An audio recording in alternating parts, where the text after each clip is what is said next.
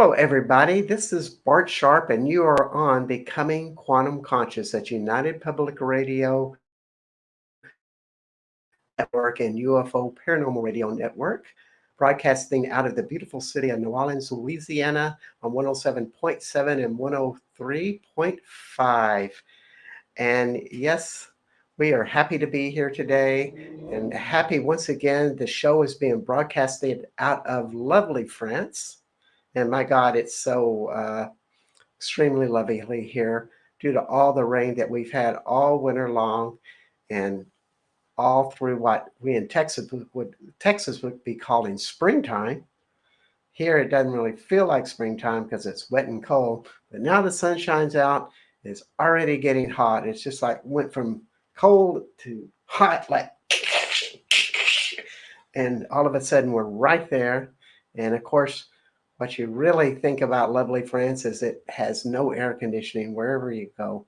So you just have to embrace this heat and this stillness and the lovely trees and the cold water and lots of good ice cream that's organic and made from sheep's milk. That really pulls you through every time. And so, with that said, I also wanted to tell you that you can hear this broadcast on Facebook, Twitter, or X. I always want to call it Twitter. I'm so resistant to it. Roku, cable television, the UPRN website, YouTube, and other internet platforms, and of course on the 107.7 and 105.3, broadcasting out of Louisiana, New Orleans. So I'm going to bring on the guest tonight. Hi, Lewis. Hello. This is Lewis Brantmeyer, and I'm going to read your bio because if there's anything about Lewis, is he's daring, and I just love this intro. So I'll read this real quick. Lewis Brantmeyer is a Renaissance man. As a business coach with online heart-centered coaching, Business Mastery Speak Powerfully, now he helps heart-centered coaches, healers, facilitators, and practitioners to scale their business to six figures with fun and flow. As a dating and relationship coach with Make Love Easy, he helps successful entrepreneurial men to create and thrive in the relationships of their dreams. He grew up socially awkward, anxious, introverted, science fiction loving nerd. Oh, I love it. And spent many more than a decade and many thousands of dollars on personal development to transform into a social virtuoso, serial entrepreneur, international public speaker, and author. He has written several books, including The Treasure of Souls Touching, A Hurricane, A Pandemic, and a Stolen Car, and an autobiographical transformation novel as it is, to be followed up with a sequel in the editing process. And what I understand, this book is called The Creatorship Inception. Ooh. If there's Close. any, A say, Creationship's inception. Yes. thank you so much. If there's anything that you learn about Lewis, and you can follow him on uh, Facebook and Instagram, and that would be LOUISBRANTMEYER. It's that he's always interesting in whatever he posts and puts out there. And so, fellow nerd brother, I welcome you to the show. Hello. Thank you. Former nerd brother, we're both really cool dudes. Let's just set that out up on the pedestal here. It's like we've been on the other side of the fence, and we have worked our butts off in transformational work to come to a place where coolness is a very interesting concept for both of us. Mhm. Yeah. Yeah. So just as we spontaneously venture stuff, Like, what is cool about you that you have grown into? That I feel a great deal, and that my capacity for feeling with people enables them to heal a great deal.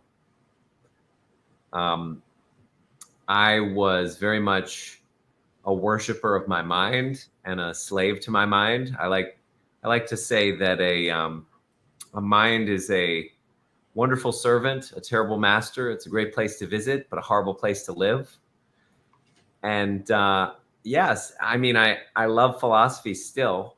I love thoughts and thinking and the creation that can happen through the mind. But it's really been about taking that 18-inch, so to speak, journey from the head through the emotions to the heart that has made me who I am. Yeah. That's wonderful. It is a journey to this, and there's something that you rebirth, revitalize yourself to a new spirit. It's a wonderful journey, and it's wonderful that you're teaching people how to do this, which really brings us to this really juicy title you have: Spiritual Journeys in the Mirror of Relationships. When you brought that out to me, I go, oh my God, we're going to have a good show tonight. Yeah, so with that said, also, I just want to tell everybody that's listening, if you have questions for Lewis about anything about relationships and anything that stimulates you with consciousness and how to get there into your heart, just put it on the chat. We're available. But going back to the title, I'm going to say it again: Spiritual Journeys in the Mirror of Relationships. What does that exactly mean to you? So we think there's something outside of us when in fact there's not. Everything that we're experiencing, it appears without, though it is within. And if we don't go within, we're going to go without, thinking that there's something for us to achieve or acquire or accomplish out here.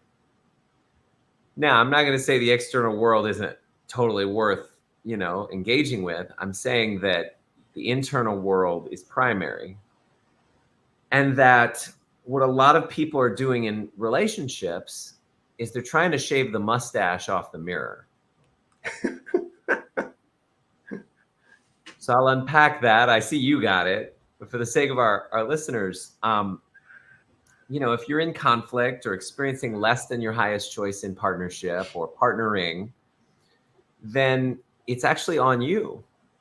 We manifest our reality with our subconscious beliefs. Manifest does not mean to create as much as to make obvious what is already there inside of us. So we choose what to focus on. We choose what to create based on through our subconscious beliefs. And love, for example, doesn't come from people. It comes through people when we tune to it.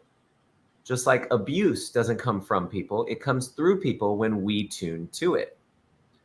Where do we tune to it? Inside of ourselves.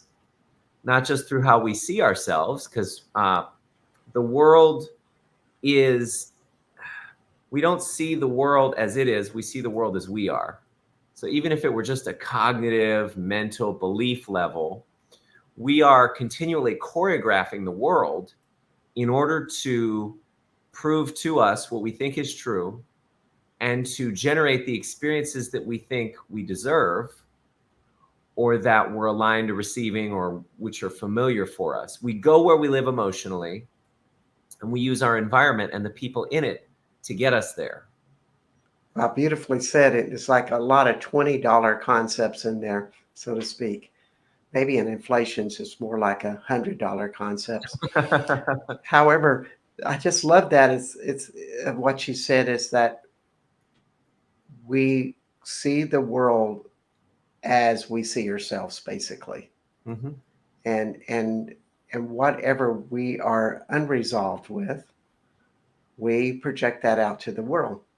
Mm-hmm. huge concept in so many applications and so many illusions that are kind of making our mirror have some things on it that we really don't want to see or aren't really us. Mm-hmm. You know, it's like a friend of mine who has been single for 10 years, and he just keeps asking that question, well, you know, what am I not getting about this? Um, but he's really not asking that question. He's just more in this place like, I got to try harder. I got to push. I got to do the dating sites. And for me, I'm always asking that question, what is right about this that I'm not getting? Mm.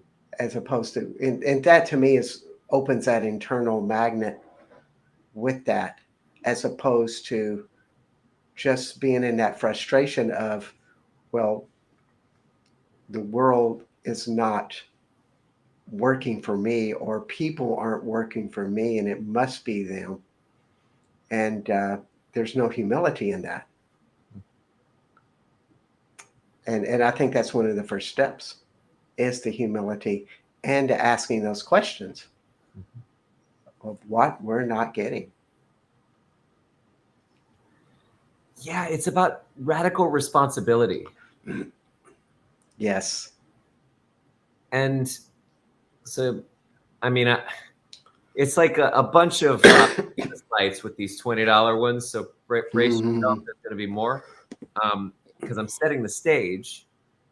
So we aren't here to feel happy. We're here to feel fully. Ooh, we're not here to feel happy. We're here to feel fully. Means, does that mean like feeling all emotions? Yes. It means, so I like where you went with it. It's two separate things. It's feel fully whatever there is to feel and love that. And also feel what there is to heal. So anything other than peace, love, and joy is based on a lie and arises from a deception and a delusion.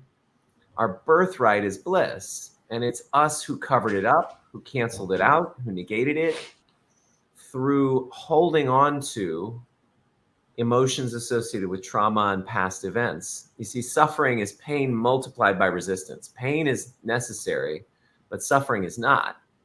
Yes. So for us to let go of the pain, we have to first let go of the resistance to that pain and allow it up and let it move through. Isn't it funny how many people you've met, or maybe you haven't met, but I have met them, and I'm just kind of like interesting point of view with these folks. They're just like saying, I only want love and light, and and all of that bad stuff. They're almost trying to push it away, like I don't deserve it. I'm overwhelmed with it. It doesn't belong to me. Which I'm looking at them and go, well, I'm hearing a lot of resistance in you. And yes, it does belong to you because you're not aware of how you created it.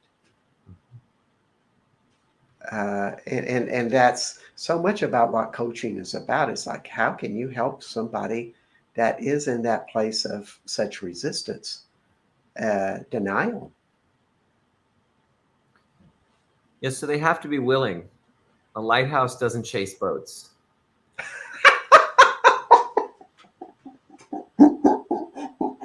Can I steal that one from you? I mean, that's Kirk McDowell through the Earth Waking Visionary Program, but you can borrow it through me from him for sure. I love it. Yes, so in my past, well, I'll speak to what you've already pointed out, and then we'll get into the triad, which is really really important. Yes, yes. So until man makes what is unconscious conscious, the outer world will rule our lives, and we will call it fate. That was Carl Jung. So, you look at Shinzen Young in The Science of Enlightenment, or David Hawkins in Letting Go, and everybody's pointing the same direction, that there's an intrinsic innate momentum towards enlightenment, which consists of insight and purification derived from mindfulness and equanimity.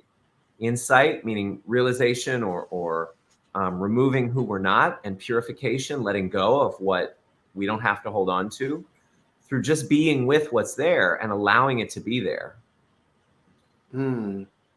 So the universe is aiding us in this journey. Everything around us is not happening to us, it's happening for us to grow. All things happen for a reason. Everything works for good. And when we allow in that awareness, then when our partner, for example, let's say I am just starting off in a polyamorous relationship and the agreements are foggy. Yep. And let's say my partner subconsciously at the time uses those agreements, exploits them in order to get more of what she wants. Well, it's more complicated than that. Goes where she lives emotionally to try to deactivate the intimacy that's growing in her because she's afraid that it'll lead to being abandoned again. And then I have the experience of being betrayed. So in that moment, there are any number of lessons that were being offered, but none of them is that she is bad and wrong. None of them is that she's, or me, for choosing to be with her, is worthy of judgment or making wrong. So there's a difference between judgment and discernment. And it's real important to get this up front, because then we can receive the lessons without getting stuck in our egos. Because ego likes to divide, ego likes to attack and dominate and make wrong. So what I realized was I was the cause of foggy agreements, or a lack of agreements. We went from sort of friends with benefits to a formal relationship, but it was a polyamorous relationship. And I assumed that her understanding the agreements was the same as mine. Now, I also, when I grew up, had an experience of, and I don't fault her for this either, a mother who was hot and cold, who was available some of the time and then not. Now, at the time of my growing up and also the beginning of this relationship, which I'll finish the story in a little bit, I was unaware of relationship attachment styles. That in our nervous system, we have a habitual way of attaching to or manifesting experiences through partners based on our past experience.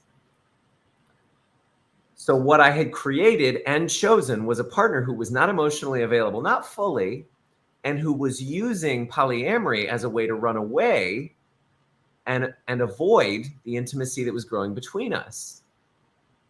Now, consciously, she would have said and probably would still try to argue something different, until I showed her the constellation, like this beautiful background we've got, a bunch of stars in the sky, right? If you find a line in those stars, like there's only so many stars that can line up before the pattern is obvious. And it's like, okay, this seems to be what's going on. And she was really warm to understanding, oh yeah, I've been avoidant because my parents were completely cold. Left me alone in a room crying on my own when I was a toddler. And I just had to accept, speaking from her perspective, from the avoidance style, I just had to accept that people are reliably not going to give me what I'm looking for emotionally. So if it looks like intimacy is going to build between us, subconsciously, this is not her conscious thought process at all, but subconsciously, if intimacy is going to build between us, if it gets too close, I need to deactivate my attachment system and run the other direction, because it might lead to me being abandoned. Exactly. And also unconsciously, even though we say we don't want it, but unconsciously we feel very comfortable in that state of separation. Yep. And to have the courage to say, oh, this is the reality and I love you. I'm not going to reject you, but it seems like we're playing this game. We're in the first steps of getting to move through it. So what you explained is it has a heart center with it, but it's also very intellectual, that you have to see the dynamics intellectually of what happened. You have to understand your parental patterns of how that worked in your life. What's next after you get that big package clear and clarified? So it's interesting, right? Because we humans are stubborn. The ego is very conservative, prefers to stick to what we're familiar with, what we're comfortable. Well, not even what we're comfortable with, what's survivable. So if we've been living in a shitty circumstance of a certain type of relationship over and over, it's at least survivable. We know that we won't die. So survival is a given. Thriving is a choice. Thriving has to be something we pave a path to. So the lesson for me was actually that this person was not emotionally available, despite their willingness to do the work, and that I had to do more work inside of myself in order to build a securely attached nervous system. Ooh. But I didn't get that lesson up front. You see, cosmically, we get the feather stroke, then we get the tap on the shoulder, then we get the shove, then we get the hit, then we get the 2x4, then we get the spiked 2x4. So this is what's great, because feelings buried alive never die. So if you have a pattern or a projection based on a limiting belief, you can rest assured if you avoid it, if you ignore it, if you suppress it, if you repress it, it will come back. It'll appear without, though it is within. So I had to have this experience of, because rejection doesn't come from people, it comes through people when you tune to it.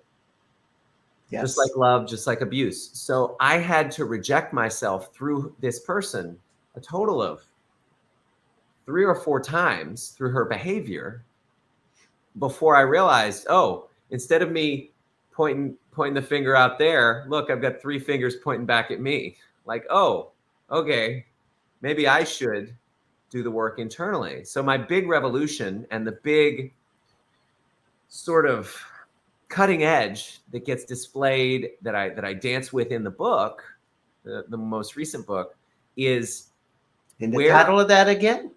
A Creationship's Inception. Creationship's Inception. Just letting everybody know. And if you want to keep in touch with Lewis, you can find him on lewisbrantmeyer.com. Thank you. Throw that out there. Yeah, I appreciate it. So, in that book, I went to great pains, and most of my books, like I've cornered the market on a very particular genre that I don't think exists anywhere else, which is broadcasting autobiographically the spiritual and transformational journey of relationships that I've gone through. And I've done this 3 times. The first book was not published. The second one was, and now this one, I've actually been writing with the support of my former partner. So it's not some, prurient, like judgment-filled. It's like, hey, here's what we learned. Here's how we grew. Here's what we didn't know that led to us having friction and conflict and pain and suffering, so that we can squeeze every drop out of the sponge of learning and growth and exist at a higher capacity next time with the next person. And so that's also very healing for each other, for both of you, that you can be so honest and bring that out like that. Well, I'll tell you where I'm at in the writing process, right? I absolutely agree. And that was my hope.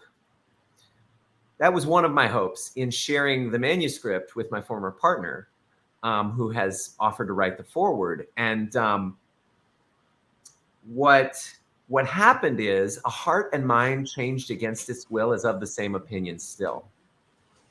So even if we see the pattern, there needs to be escape velocity from the pattern. For me, as I've done more transformation over these past 5 to 10 years, I've gone deeper and deeper into partnership. The quality and the depth of the intimacy available has been unlike anything I experienced in 30 years previously. So the pain of loss afterwards was also as painful. And I was like, all right, well, I got to turn this shit into gold. Excuse me.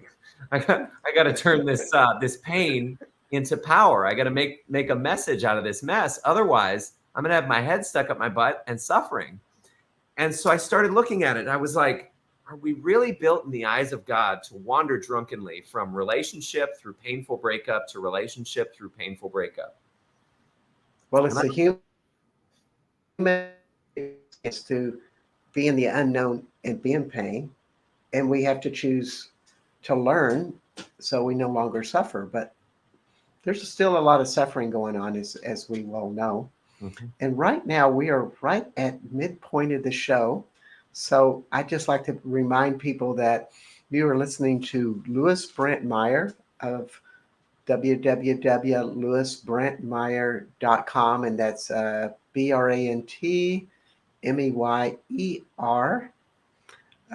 And we're talking a lot about his new book, The Creatorship Inception. And you are on Becoming Quantum Conscious, and I am Bart Sharp.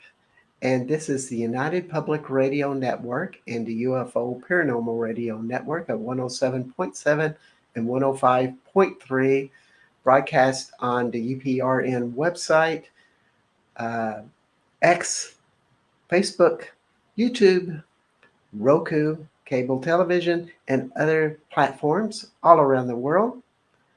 And with that said, we go into this emotional thing, and one thing you brought up is like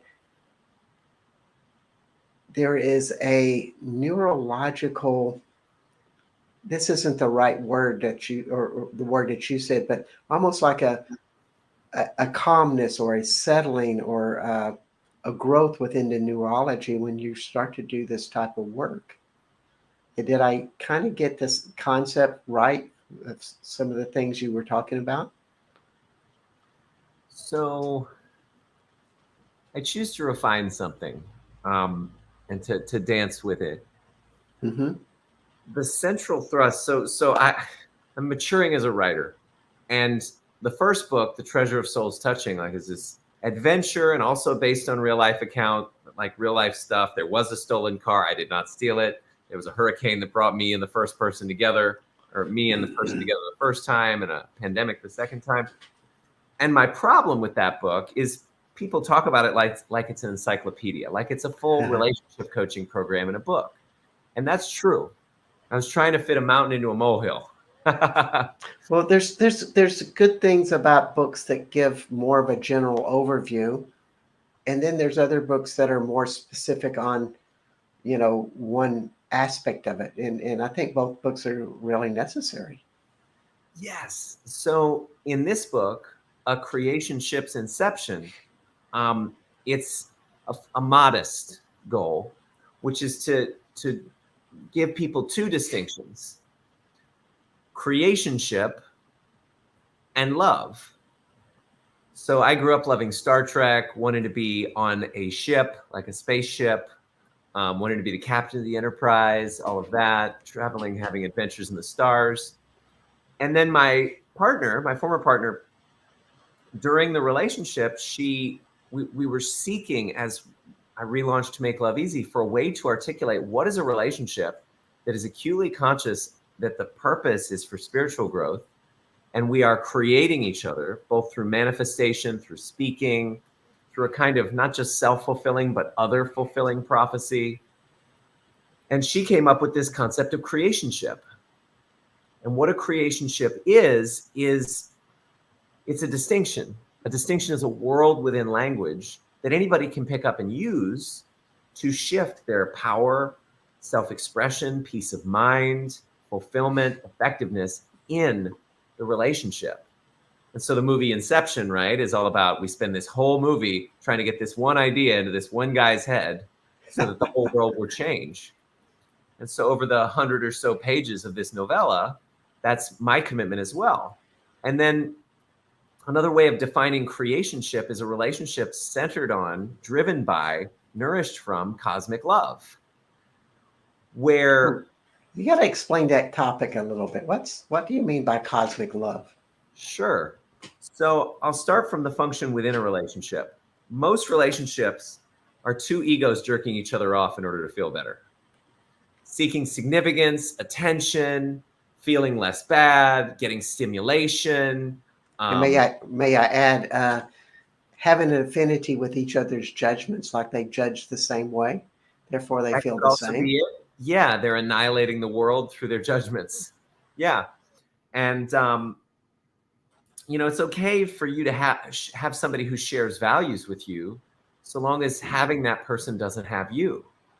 And most Yes. people, having a person outside of them to love them unconditionally or whatever, has them, meaning they think they need that person in order to be okay. The definition of codependence that I operate by is, if you think you need anything or anyone outside of you to be any particular way in order for you to be powerful, loved, successful, abundant, accomplished, we at the level of soul, we at the level of who we truly are before the programming and trauma, doesn't need all of that stuff, doesn't require all of that to be okay. And again, it's okay to have things so long as things don't have you. It's okay to have people so long as people don't have you. So can you tell us some things that you would advise people to do in order to get there? Yes. So tune to the love inside yourself, and this will answer your earlier question as well. Love is unconditional. Love is who we are. Love is a way of being that we get to choose and create and enjoy, where we grant space and being to ourselves first, without judgment, with grace, with generosity. And once you do that, you're no longer a danger to yourself and others. Mm. I'd like to add to that autonomy. In other words, you find an energetic center or a awareness inside of you where that fulfillment, you can feel it. You can always refer to it, as kind of one of your center points. Yes. In fact, most people are operating out of a very clear cycle. They have internal conflict and or repressed feeling or undealt with trauma, and this causes them to react to circumstances or people in non-optimal ways that then reinforces the external unworkabilities out there in the world in their lives. It appears without, though it is within. So if we Yeah. deal with what is going on within, yes, sovereignty. Thank you, Carrie. Exactly. Yes. If we deal with what is going on within, then we're able to be in circumstances, experience the behavior of other people without reacting in a way that's non-optimal or that's dysfunctional. So tuning Yeah. into love, cultivating that love within us, gives us exactly that center that you were talking about, Bart. Yeah. Yeah. It's a constant practice Mm-hmm. of finding that, because yes, we can have so many thoughts that trick us into these judgments and these separations. But as soon as we go back to that center, it seems like our answers start to show up. Mm-hmm. But we have to trust, and we have to practice and have to know what all of that feels like energetically, or what is that like in our entire being. Yeah. Um, Go ahead. no, go ahead. So I like to say that Make Love Easy 1.0 was crystallized in my first book. The second book is Make Love Easy 2.0. And I can already see on the horizon a 3.0, because I'm obsessed with this stuff and I love relationships and sex and intimacy. And so to dance to some degree with what you just shared, and also to complete the story, where I see to go, and I've actually been doing this work inside myself, because we as coaches can only take people as far as we've gone ourselves. And sometimes we shine a flashlight in a realm inside of ourselves and we're like, didn't know that was there. Now I get to go digging. The Yeah. cave that you fear to enter holds the treasure that you seek. So now I get to go seek that treasure. Yes, and I love, as we went into your bio, you didn't have all the answers growing up, but yet and a lot of people stay in a place of addiction, or into the place of kind of normal, limited. But then there are other people that are so hungry. Maybe they're in pain. Yes, obviously they're in pain, but they still had that hunger to change, and therefore they become fierce in that growth. Nothing can stop them, which really sounds a lot like your journey. Fierce, that's a good word to describe you, I think. Absolutely. Deeply committed and taking a stand for relationships at the deepest level and people thriving in them and having them be their highest choice. Anything less than your highest choice, like to say, quoting one of my mentors, conscious language, Bob Tennyson Stevens, who you may know a little bit about. I know who you are. Yeah. God rest his soul. When he was here on the planet, he would say anything less than your highest choice is self-sabotage. So 5 years ago, I encountered a distinction that was magical, and I've been unpacking it ever since. And I taught a whole class on this on Oh, Sunday. I can't wait. I It's can't like an wait. hour. And just like everyone is codependent until they're not, to some degree, until they start hunting down fiercely, finding inside themselves the ways in which they've been programmed and traumatized to be, we're also programmed, in order to have us be more docile, to extract significance and attention from people around us, thinking that those are love, when in fact, those are just codependent attachment, or they generate codependent attachment, or they're the fruits of codependent attachment. Oh, she paid attention to me. She sent me a text. She made me feel better. Like, okay, well, check yourself, because you're setting up an addictive loop there.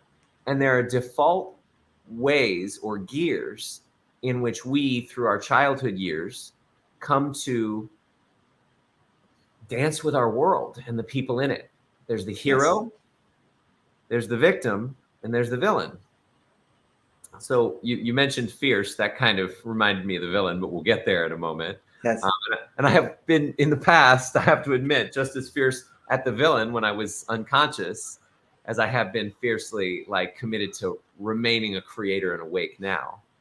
Um, so And sometimes that's just how it works.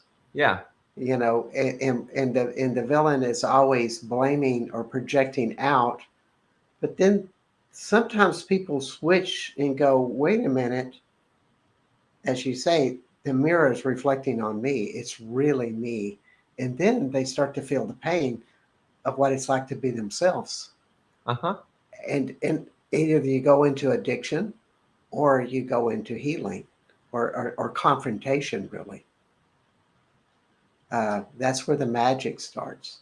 So when you see somebody like that at that place, because we see it, some, people, they're tired of their addictions, they're tired of the dysfunction, and they're tired of making the same mistakes over and over again.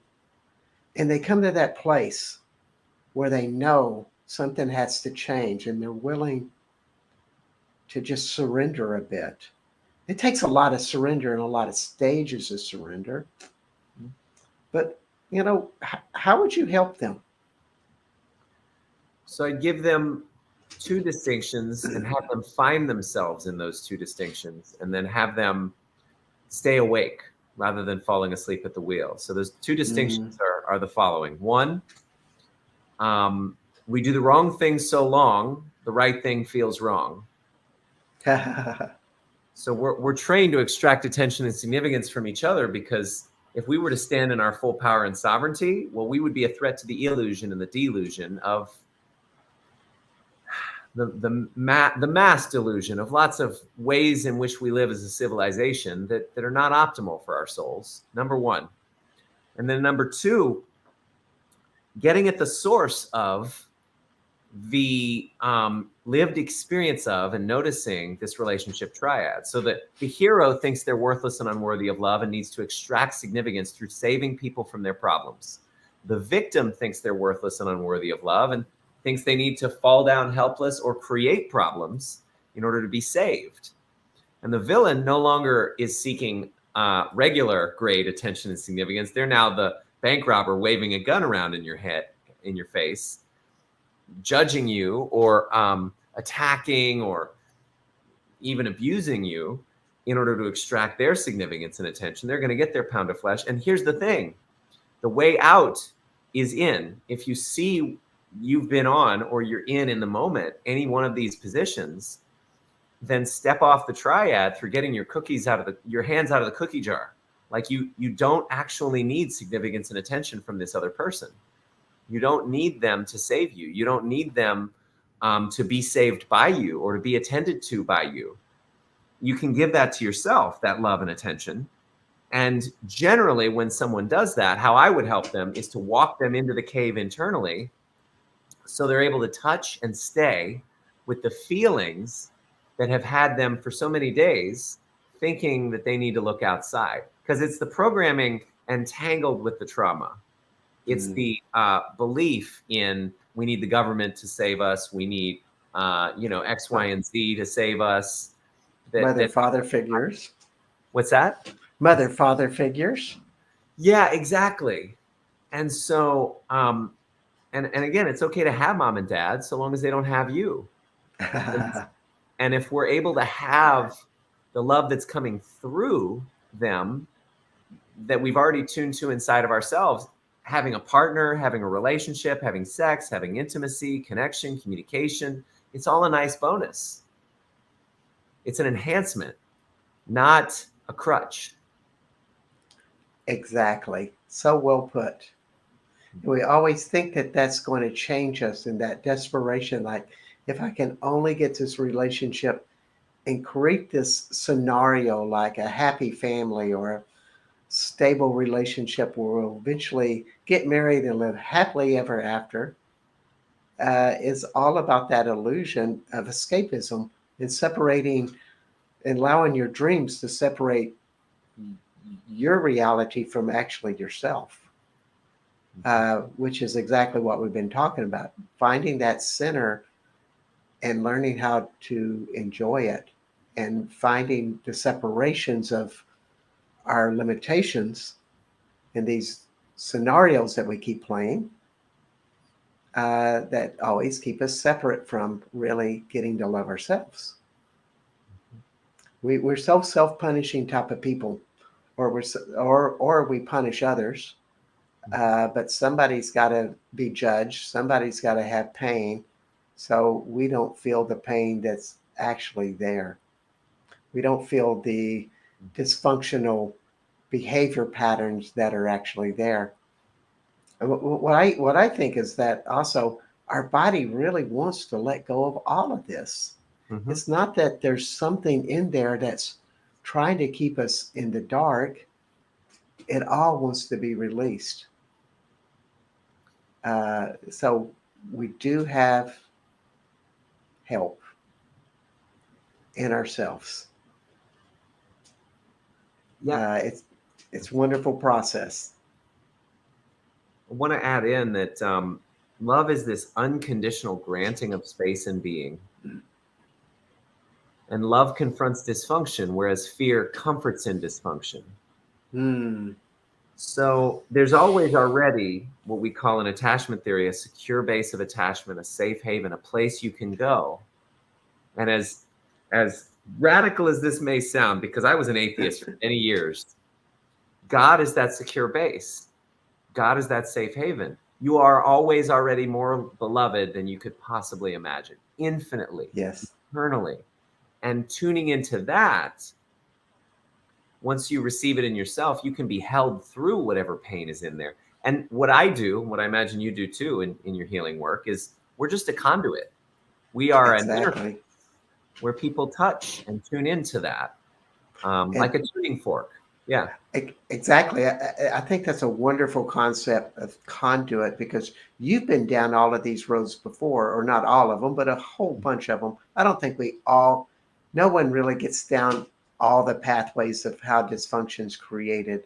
But once you go down enough and you're from your heart, you're listening with the wisdom that helps that other person open their own awareness. They create their own conduit to where they see into it. And part of your healing is that you give is the healing you have in yourself Mm-hmm. as you witness their limitations, but also their growth. It's like that's the gift that you partially give. You could call it an energy worker, therapists would call it therapy, or a counselor would call it a type of therapy, but there is something magical in that exchange. If you were a priest, it would be a blessing.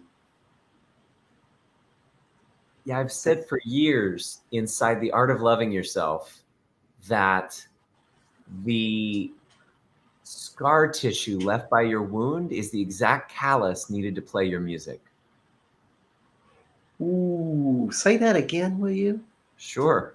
The scar tissue left by your wound is the perfect callus on your hand so that you can play the music that you're meant to. Wow. So true. You talk about how your intellect was something that you've perfected and such. It's just amazing to see how well it serves you in creating all of these great messages, but yet you're focused on something much more heart centered. It's a wonderful balance. Thank you. I received that. I dance on the shoulders of giants, my trainers, my teachers. And there's a refinement of the mind that enables it to be this really beautiful artisan of distinctions of speech, of memory and story. And yeah, I've started to put my attention really on the possibility of what it would look like to be a full-time writer at some point in the future, or Yeah. more time. I mean, I love coaching, but I thrive when can't so clear, and I thrive also in the writing and the further sharp, rigorous distinguishing of things on paper in service of people. And like people, I was surprised. People love my books. So, So so yeah. what advice would you give somebody that they're saying that they had this dream to do something, to create something, or become something, or a new profession, or new livelihood, and they feel like, well, I'm not there yet. I feel still separate from it. What would you tell them? Oh, yeah. Whether it's a relationship or a business or a new form of art or skill, we aren't spit out of the womb with the self-image of a millionaire or a Mm-hmm. successful achiever or a healthy relator in relationship. So in order for us to cultivate that, we have to stand in the feeling of our wish fulfilled with a new self-image, with a new identity. You see, if you keep taking action from who you've always been, you'll keep getting who you always were. But if you start taking action, faith without works is dead. So start taking action with faith from who you're choosing to become, feeding that image of you, regularly, daily, then you will eventually discover that you are who you've aspired to be. And all of the actions and activity and beliefs and um, external circumstances will mold to fit that as you take aligned, inspired action on your inspirations and intuitions. I love it. I love it. I like to see things in the archetype of tarot cards. Uh-huh. In my spiritual journey, I started with access consciousness. I went into shamanism, and now I kind of marry something. And now there's a Mary Magdalene type of stuff. But it was like the fool, the Yep. guy who would just try anything and would just be ready to jump off the cliff to this new adventure. But Yep. as he gathered tools and perfected them and invented new tools, he was a magician. And I started doing the shadow work, the shaman work, and suddenly I realized that I was the emperor, and Uh-huh. that what I do, nobody else does. So people have to come to the emperor to get what the emperor has. And to me, when I start to claim that and say these are my archetypes, and I live by that, Mhm. uh, to me that just guided me to something bigger and better. Yeah, I love that. I love the tarot. I love I've done readings, not professionally, but mainly for myself. And Mm-hmm. I love that evolution and that journey you just articulated, the fool through the magician through to the emperor. And yeah, I think it's a maturing that we all have the capacity for. There is no one on this planet who does not have the capacity for greatness. or who doesn't have a gift for the world. In fact, you are the gift. Anyone listening, Yeah. you are the gift. So what would you tell that person? I mean, besides for the gift, what? Take that a little bit deeper if you can. Yeah. So this also gets into the space of like uh, what we call imposter syndrome. So I get a lot of people who are highly trained, who spend hundreds of thousands of dollars on skilling up and who haven't launched their coaching business yet for whatever reason. And they're like, I did all this so that I could make money doing this, so that I could be of service to the world and live a life of freedom and abundance and travel. And what I find is, I mean, one easy way is to look at this two wolves story, right? I'm sure you've heard it.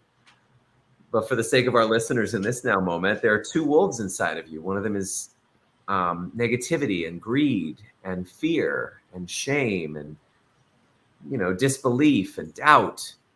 The other is happiness and joy and peace and creativity and belief and capacity.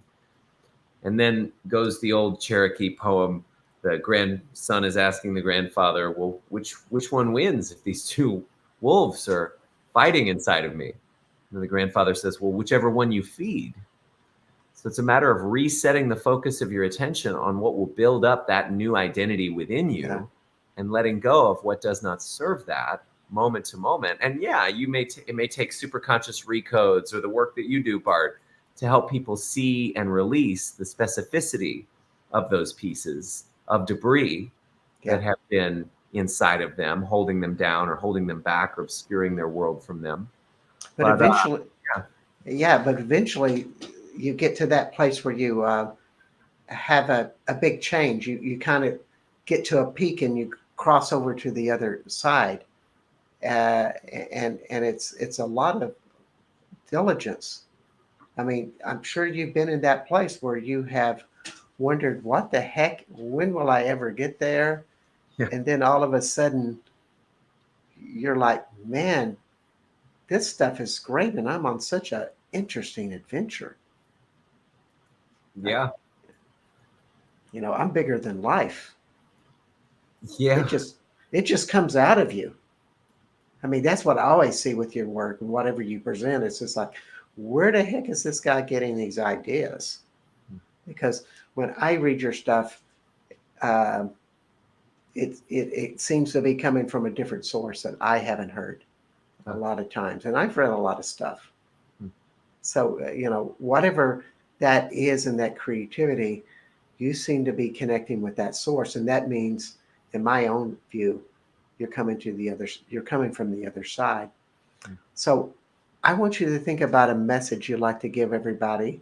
You have about a minute to do it because we're coming to the end of the show. Ending message.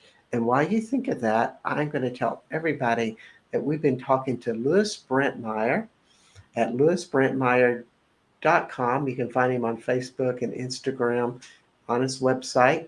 He has an upcoming book called The Creationship Inception, but also he is a life coach, relationship coach, and is available to help you take it over to the top, so to speak.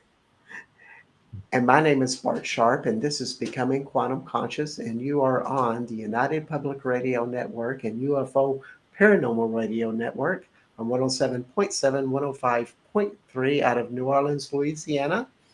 And we're on Roku, X, Facebook, YouTube, the UPRN